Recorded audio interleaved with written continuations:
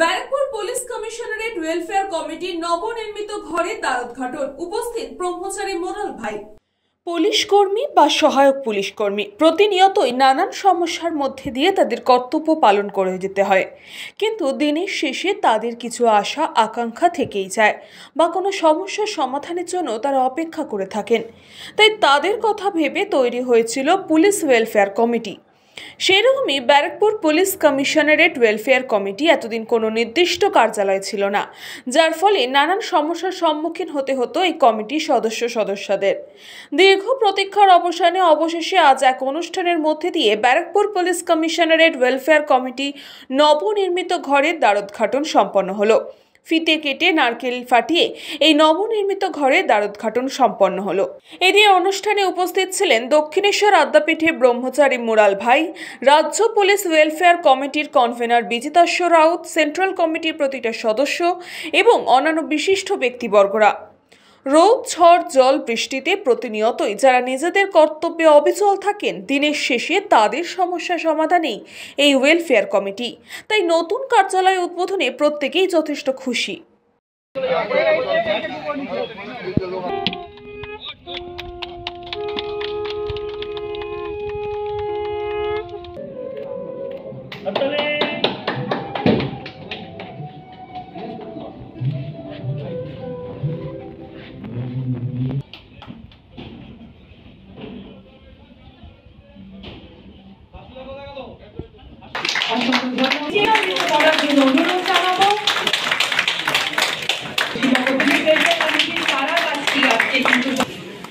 অসংখ্য ধন্যবাদ স্যার, আপনার উপস্থিতি এই অনুষ্ঠানকে আরো সুন্দর করে তুলেছে। সব সম্মান নিবেদন করার জন্য অভিনন্দিত করার জন্য অনুরোধ জানাবো আমাদের শ্রদ্ধা সম্মাননা জ্ঞাপন, ড্যাশ করিয়ে সম্মাননা জ্ঞাপন এবং তার সাথে বৃক্ষ অভিভাবকের মাধ্যমে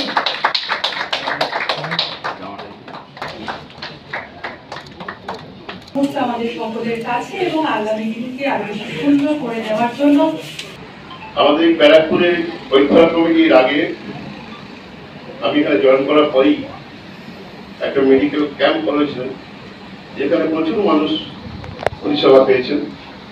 এছাড়াও বিভিন্ন সময় নানান ধরনের ওয়েলফেয়ারের কাজ আমাদের এই কমিটি করে, এবং শুধু তাই নয়, বেশ কিছু মানুষ যারা প্রকৃত যাদের ট্রান্সফারের প্রয়োজন, যাদের বিভিন্ন মা বাবা পরিবারের অন্যান্য সদস্যরা কেউ ক্যান্সারে আক্রান্ত, কেউ কিডনি রোগে আক্রান্ত, তারা যখনই এসছেন তাদের সেগুলো আমরা বিবেচনা করে দেখেছি।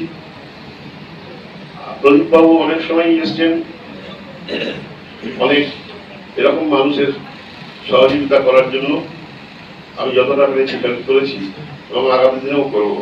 অনুষ্ঠান নিয়ে বলতে গিয়ে ব্রহ্মচারী মোরাল ভাই জানান, আমাদের ভালোবাসা কোনোদিন বৃথা যায় না। Today, tomorrow, or ages after truth will conquer, love shall never be. ভালোবেসে মাকে ডাকো, সাধন বচন লাগবে না। ওই জন্য স্বামীজি বলেছিলেন, spiritual knowledge is only the thing that can remove our miseries forever. আধ্যাত্মিক জ্ঞান এমন এক জিনিস যা আমাদের দুঃখকে চিরতরে লাগবে। Other knowledge is satisfy wants only for a time. অপর জ্ঞানগুলো আমাদের চাহিদা। স্বামীজি বলেছিলেন, যেদিন ভারতবর্ষ আধ্যাত্মিকতা ভুলে যাবে সেদিন ভারতবর্ষ মরে যাবে। Spiritual knowledge is only the thing that can remove our miseries forever. আধ্যাত্মিক জ্ঞান এমন এক জিনিস যা আমাদের দুঃখকে চিরতরে লাঘব করতে পারে। Other knowledge is satisfy wants only for life.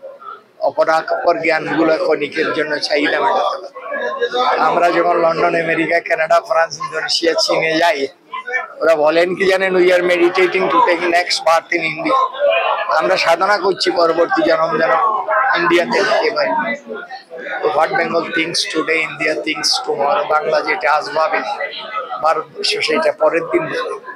তাই আপনাদের ভালোবাসা, আমার পুলিশ কমিশনারেটের ভালোবাসা ভুলতে পারি না কোনোদিন। আমার 82 বছর বয়স যদিও, কিন্তু তবুও এদের প্রাণের টানে আসতে হলো। May Goddess Adama bless you all. May your family thrive more to more by her blessings. Pranam, Dhanyavad. অন্যদিকে পশ্চিমবঙ্গ পুলিশ ওয়েলফেয়ার কমিটির কনভেনার বিজিতাস্য রাউত জানান, দেখুন, আমরা সরকারি কর্মচারী। সরকারের 56টা ডিপার্টমেন্ট আছে, তার মধ্যে পুলিশ ডিপার্টমেন্ট একটা বিশেষ ডিপার্টমেন্ট। পুলিশ ডিপার্টমেন্টের কাজের সঙ্গে অন্য কোনো ডিপার্টমেন্টের কাজের কিন্তু তুলনা হয় না নেচার অফ ডিউটির দিক থেকে। যেহেতু অন্যান্য ডিপার্টমেন্টের সঙ্গে পুলিশের কাজের অনেক তফাৎ আছে, পুলিশের সমস্যাও কিন্তু অনেক বেশি। পুলিশ কর্মীরা বা সহায়ক পুলিশ কর্মীরা যারা এই কাজ করছে তাদের সমস্যা কিন্তু অনেক বেশি। সেই সমস্যাগুলো যাতে সমাধান হয় তার জন্য বর্তমান রাজ্য সরকার স্টেট কমিটির আন্ডারে পশ্চিমবঙ্গের বিভিন্ন জেলা ইউনিটে একটা করে ইউনিট কমিটি খুলেছেন। তো ব্যারাকপুর কমিশনারেট সেগুলোর মধ্যে একটা। ব্যারাকপুর কমিশনারেট এরিয়া অনেক কম হতে পারে, কিন্তু পুলিশ কর্মী, সহায়ক পুলিশ কর্মীর সংখ্যা কিন্তু এখানে প্রচুর। এই ইন্ডাস্ট্রিয়াল বেল্টে পুলিশ কর্মচারীদের সমস্যাও কিন্তু অনেক বেশি।